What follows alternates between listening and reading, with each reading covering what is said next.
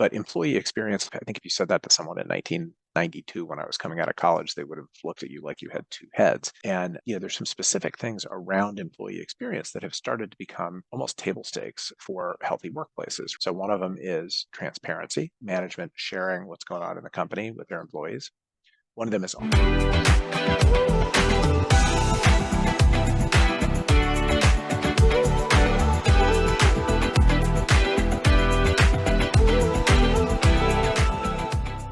Welcome to this episode of Everything Communicates. My name is David Tushek. I'm the CEO of Everything Communications, and I'm super excited to be sitting here today with Matt Blumberg. Matt, thank you so much for joining me today. Thank you, David. It's good to be here. Just so the folks know, you are a multi-book author, the CEO of what was really one of my favorite companies that I've gotten to work for. At the time, it was, correct me if I'm wrong, I believe it was the fourth best mid-sized company in the US to work for. I think it was Forbes magazine called it that. Does that sound right? Second, but who's counting? It was second. I've been going around for all these years saying I worked for the fourth best mid-sized company, and I actually worked for the second. I guess at one point it was fourth. I guess it bumped up to second. And I guess so. Yeah. Well, fantastic. That's incredible. So it's a pleasure and an honor. And thank you for taking time out, because I know that you're extremely busy. I mean, I took a look at your LinkedIn profile before having you on, and I know that you're CEO over at Bolster. Well, why don't you go ahead? Why don't you explain to the audience, what do you do? Yeah, absolutely. So Bolster is a platform for startups and scale-ups, venture-backed and private equity-owned companies to find executives. So you can think of us as a next generation or next generation executive search platform. But there are a few things that differentiate us from sort of traditional headhunters or recruiters. One is our roots are in doing what we call on-demand executive placements. So we have a very robust platform for placing fractional, interim, project-based executives with companies, mentors and coaches, and independent board members. We also are increasingly doing full-time placements as well. We have kind of a unique approach to the executive search business that we think is much more tailor-made to earlier stage and growth stage companies. So anyway, that's what Bolster does. As part of that, our clients are CEOs, early stage and mid-stage CEOs. I spend a lot of time talking to and counseling folks like that. I am one of those myself, multi-time founder. And the three books that we have are also very focused on being the CEO's companion. So you've got Startup CEO, and then follow up to that with Startup CXO. Correct. Yeah. And then Startup Boards is the third one. So it's about, if you think about the life of a CEO, you've got your team underneath you, you got yourself to worry about, you got your board above you. So we have kind of one field guide or instruction manual for each of the three. So there's so many things I think that would be valuable for you to share with our audience here, from a helping new CEOs and new executives to launch businesses perspective, also from a perspective of the world has changed dramatically, right? Businesses changed, people have changed. I spoke to an executive yesterday at one of Canada's big banks, and she was saying, you know what, Dave, you're right. Like I'm on Team Dave now, like in terms of hybrid working and the necessity for businesses to meet their employees' needs. And one of those needs is to be able to work where they want to work, when they want to work. And this is new. This is a new thing. And I want to ask your opinion of this in a moment, but this is one thing that I'm seeing and hearing. One of the biggest challenges that CEOs are dealing with is oftentimes, depending on probably generation more than anything else from what I can tell, CEOs want people in the office, and they're pretty much the only ones. Their people don't want to come in for the most part. What are you seeing about that? And what advice would you have for CEOs or executives in this position? Well, I think before I answer that, I'll talk about, I think, a broader, almost kind of generational change that I think started to happen 20 to 15 years ago. That's sort of the backdrop. So what you're talking about is like absolutely, happening at the moment since the pandemic, the last few years. But I think there's some pretty important context to that. Yeah.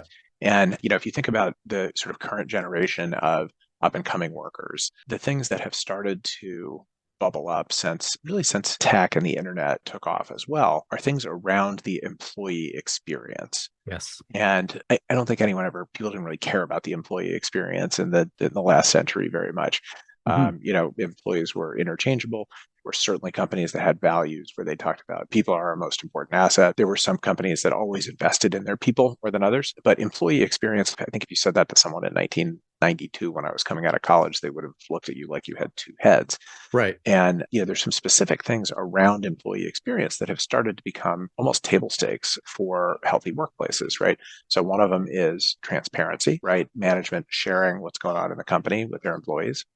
One of them is authenticity, right? Leaders Mhm. being human and leaders being Mhm. vulnerable. And I think the other is purpose and figuring out as a leader how to tie the work of the company to, broader societal goals or just, something bigger than the work that the one staff accountant does every day or the work that one engineer does every day. Yeah. There are also some other things, around earlier career employees sometimes that have popped up more and more recently around entitlement or slightly inflated self-view. But I think if you really kind of boil down to what's happened the last 20 years, it's been about just focus on employee experience and how the leader meets the moment with the organization. Hmm.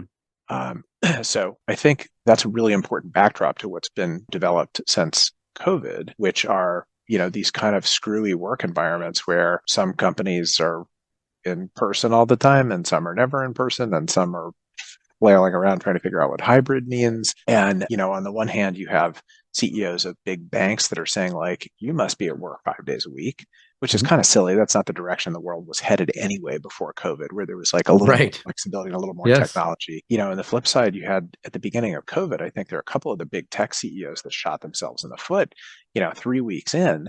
They said, no one's ever going to have to come to an office again because look how well Mm. this works. Mhm. Mhm. And the reality is lifting and shifting an existing team and culture to online for a few weeks is no problem, but it's very hard to run a business that way in perpetuity. So I think as leaders, figuring out how to steer an organization through this transition of the moment from everyone used to generally be in person, but we're trending to more remote to everyone was forced to be remote for a long time. By the way, that's true of businesses like yours and mine. That's not true if you worked in a restaurant or a hotel or a Right. hospital, Yeah. right? And sort of how to navigate the challenges with that. Like that's the challenge that leaders have today. And it's one of the things that's so interesting about the work that you're doing with your new firm, which is a lot of it has to do with communication. And when I talk about communication and think about communication, I think about it in both directions, right? It's how you speak and how you communicate outbound. It's also how you observe, right? How you Yeah, listen, how absolutely. you take information in. I think so. Here are some of the challenges that Mm. I see, even in my own organization, but certainly other ones, right? One is how you as a leader manage to be present when Mhm. you're not present. Yes. And I don't think there is an example of anyone getting that right. You can be present in an office environment, with the old management by walking around, Mhm. right? Sticking your head into a conference room or Sure. someone's Yep. office or popping by their Yep. desk. Now, how do you do that in a remote You're remote. Yeah. and I don't think anyone's figured that out exactly. There's another one, which is how do you strike the balance of policy? Are people remote? Are they in person? And again, like, I don't think the world has quite figured that out yet. Mhm. There's an article every day about how here's the gold standard. It's doing it this way. It's doing it that way. And I don't think there's an answer to it. I think the default that people seem to be heading towards is a world where you're in person a few days and remote a few days, and there's some flexibility around that. And that, quite frankly, for me personally, that works well. I work from home, I get a lot more done. My head's down. And Yep. if I come into the office, I'm working with hands-on with people in the office. Or if I commute into the city, I'm able to see, clients and Yep. prospects in person a little bit more. So, it's sort of like compartmentalizing time by type of work as much Mhm. as it is anything else. But there are a couple things that are really, I think, challenging for leaders to navigate with remote. And one of them I alluded to a minute ago is what do you do with new employees, right? So it's that, sort of, yeah, you can lift and shift the existing team, but how do you onboard and train a new employee as effectively when Mhm. nobody's present? I was talking to a friend of ours the other day whose kid is in college and doing an investment banking internship this summer, and it's remote. Mhm. And all I was thinking was, how the heck is that kid going to learn? So that's true of new employees to your organization. It's doubly true of new employees into the workforce, right? Where they've never been Sure. trained, Yeah, absolutely. not just in In your business company, at but all. like in how to Yeah. be an effective worker. And then I think there are a couple other things that people are going to find as time moves on, which is that the remote only or remote dominant cultures are much tougher on introverts. Mhm. And I think they're much tougher on historically underrepresented people in the workforce, women, people of color, depending on what your company does. There's something about being physically present that makes you Yeah. part of groups and part of conversations. It's much easier to be out of sight, out of mind. Mhm. So I think those are some of the challenges that leaders are going to have to deal with. But it really does come down to like, how are you present when you're not present? How do you observe things hands-on? This whole thing about quiet quitting, I think people call it. Yeah. Like the reason that has a new term right now isn't that it hasn't happened before. People have always been checked out before. People have always been burned out before. It was just easier to see. Yes. Yeah. Right. You can walk around and see someone at their desk, like fidgeting around and playing a video game over and over and over again, or you could see that someone wasn't at their desk and wasn't at their desk the next day and the next day and the next day. So, all of those things just are a lot more challenging in today's world. And I think, again, coming back to the work that you're trying to do, sort of communication is really a backbone for getting a lot of these things right, however your company or one's company is going to settle into new patterns. Yeah, so 100%, I believe that. I mean, as you're just discussing all these challenges, I'm thinking about solution for that, solution. But the problem that we're facing is that in an organization, different people, as they experience the problems, wonder what's the solution to this, and they might go investigate for themselves. They might engage IT to help them investigate, whatever the case is. But to me, the biggest problem is that there's nobody in the organization who is tasked with solving that. Like if they like to me, there should be a chief communications officer who owns all of those problems. Right? How do we make sure that our employees aren't being checked out, that they're not quiet quitting, that new employees that are new to the firm, that they're being integrated and ramped up, and people who are new to business entirely? And how can we just ensure productivity and efficiency? Like the reason why the CEOs from the banks want people to come in, like I agree with the reasons. Right? They're not dumb. They're not idiots. They're good reasons. They want better culture. They want the culture that they had pre-COVID. They want the energy and the buzz, and the people who don't want to come into the office want those things. They want culture, and they want the buzz, and they want the social aspect. I mean, I want it. I've worked from home for much of my career. And I wish when I worked at Zoom, I mean, everybody was on Zoom at that point, but, especially us, and I'm on Zoom calls all day. And I, for the first time in my career, really felt like it would have been nice if we had, and we started to ask for management, like, can we get like a WeWork space or something where we can come in? For some people, it was once a week. For me, it was once probably every 2 weeks. But I would have loved to just go in every Friday and, mingle with colleagues, go out for lunch and stuff like that, go out for drinks afterwards, because it's necessary and it's great and it's an important part of work. So I think there's a lot in productivity and efficiency. Like there are great reasons why in person is better. And even right now, right? Like this is fantastic. I feel like, I'm really engaging with you, and, it's so much better than if we were just doing audio call only. Oh, for sure. Right? Yeah. But that's not better than if we were in person, right? If we were in person, that would be the best, right? That's right. So I agree that in person is fantastic for many, many reasons, but unfortunately, nobody wants that anymore. Right? I'm actually not sure that's right. Okay. Excuse me. I think there are people who want that. There are people for sure. I mean, I think, hey, look, what's going to end up shaking out of this, if in fact there are companies that are, largely in person, companies that are fully remote, and companies that are hybrid, there will be a giant sorting process over time. Yeah, that there you go. Companies that behave that way will attract employees that want that kind of environment. The same way there are company cultures that are super nice and friendly, and companies that are work hard, play hard. And there will be a sorting process for that. It remains to be seen if any one of those things is going to be a winner, as opposed to just, that's the way it is there, and the right people will find their way there. Yeah. And like I say, the VP that I spoke to at the bank yesterday, she realized, you know what, you're right. Like the best people are going to leave who are being forced to do things that they don't want. For people who want to go into the office for all the reasons that I just mentioned, that it's fantastic, right? And there are those people, they prefer to be in the office for several reasons. They want to be out of the house because they want to be able to get out of the house, which I rarely ever do, right? If I get outside for, an hour, especially these days, if I get outside of the house for a walk at lunchtime, that's a good day for me. Right? Yeah, exactly. But to go back to commuting for 2 hours a day, 3 hours a day, like so many people, the vast majority from every poll that I've seen, they're not interested in that.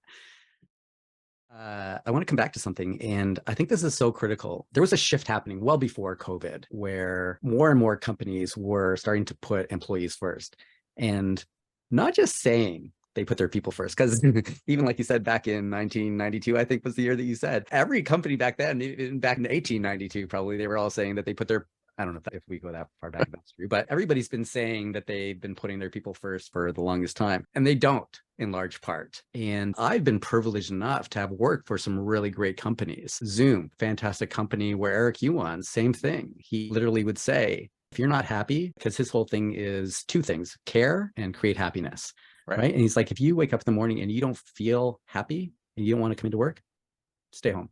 We'll still pay you. Don't worry about it. But stay home and think about what's going on for you. Why are you not happy? Right. And then let's create happiness for you. Right. That's kind of the extreme end of from what I've seen. I don't know if there's a lot of CEOs that are taking that kind of position, but certainly every company has been saying we value our people. That's the most important asset that we have, blah, blah, blah. But that's what it's been. It's been blah, blah, blah. What I've seen with Eric Yuan and Zoom and yourself and ReturnPath and even a couple other companies is really putting their people first. And I think that's why Eric Yuan and yourself really had the admiration and respect and commitment from the people, right? Put your people first and they'll take care of your customers. Exactly. And Happy when you people, take care of your happy customers, happy shareholders. there you go, right?